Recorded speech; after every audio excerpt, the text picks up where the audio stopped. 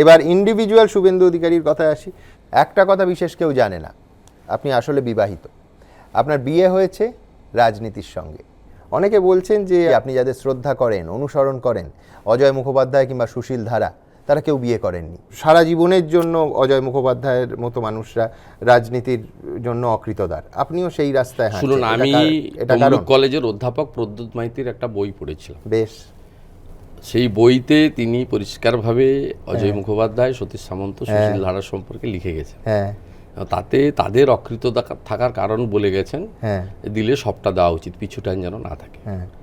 তা এর merit demerit দুটোই আছে, কিন্তু আমি এই বই থেকেই এই সিদ্ধান্ত নিয়েছি। আমরা দেখুন ত্রুটিযুক্ত মানুষ, আমরা কেউ অজয় মুখার্জি, সুশীল ধারা, সতীশ সামন্ত নই। আমাদের বহু ত্রুটি আছে, আমি অস্বীকার করতে পারবো না।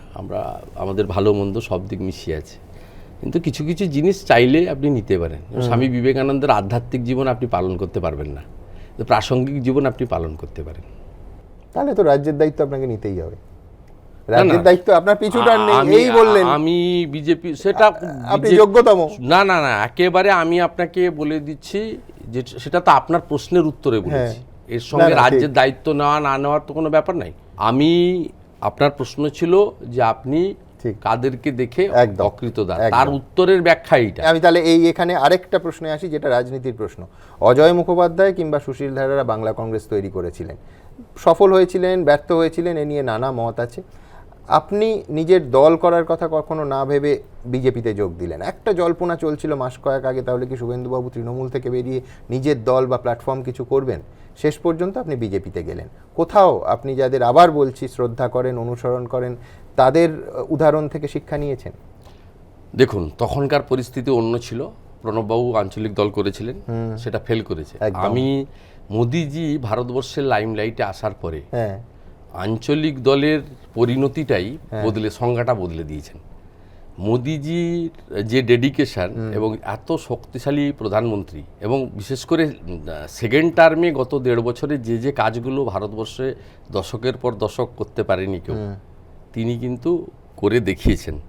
তাতে মোদিজি খুব চোখে আঙুল দিয়ে দেখিয়েছেন যে কাশ্মীর থেকে কন্যাকুমারী, পশ্চিমবঙ্গ থেকে একেবারে শুরু করে মহারাষ্ট্র পর্যন্ত আঞ্চলিক দলগুলো পরিবার কেন্দ্রিক, ব্যক্তি কেন্দ্রিক, এবং উত্তরাধিকারী সূত্রে আপনার উদ্ধব ঠাকরের পরে তার ছেলেই তার জায়গাটা পাচ্ছেন। একইভাবে তামিলনাড়ুতে দেখুন, করুণানিধির পরে স্ট্যালিন পাচ্ছেন। ওখানে লালু প্রসাদ যাদবের পরে তেজস্বী যাদবই রাজদের নেতা। পশ্চিমবঙ্গেও মমতা বন্দ্যোপাধ্যায়ের পরে পাওয়ার সেন্টার যদি কারোর থাকে, বা আমি তো বলবো মমতা বন্দ্যোপাধ্যায়ের উপরে চলে গেছেন এখন অভিষেক বন্দ্যোপাধ্যায়, ওনার ভাতুষপুত্র হিসেবে, যার স্টুডেন্ট পলিটিক্স, ইউথ পলিটিক্সে কোনো রোল নেই, এবং যিনি 11 সালে পার্টি পাওয়ারে আসার পরে, আমি বলতে যাচ্ছিলাম যে কাঁথিতে শিশির অধিকারীর পরে শুভেন্দু অধিকারী। না, সেটা আমি তো পলিটিক্যাল ওয়ার্কার হিসেবে এসেছি। শিশিরবাবু আমাকে তো বসিয়ে দেননি। আমি কলেজে, আপনাকে আমি বলি, আমি ছাত্র রাজনীতিতে আমার গুরুদেব কে ছিল? কুমুদ ভট্টাচার্য আমার গুরুদেব ছিল, জয়ন্ত ভট্টাচার্য আমার গুরুদেব ছিল, অশোক দেব আমার গুরুদেব ছিল। আমাকে তাপস রায়ের নেতৃত্বে আমি ছাত্র পরিষদ করেছি। আমি কলেজে গিয়ে 11টা অবজার্ভ করেছি, তখন কলেজে 11-12 ছিল, এখন তো উঠে গেছে, এখন তো ফার্স্ট ইয়ার, স্নাতক থেকে কলেজে হয়। আর আমি 12-এ কন্টেস্ট করেছি, গেম সেক্রেটারি হয়েছি।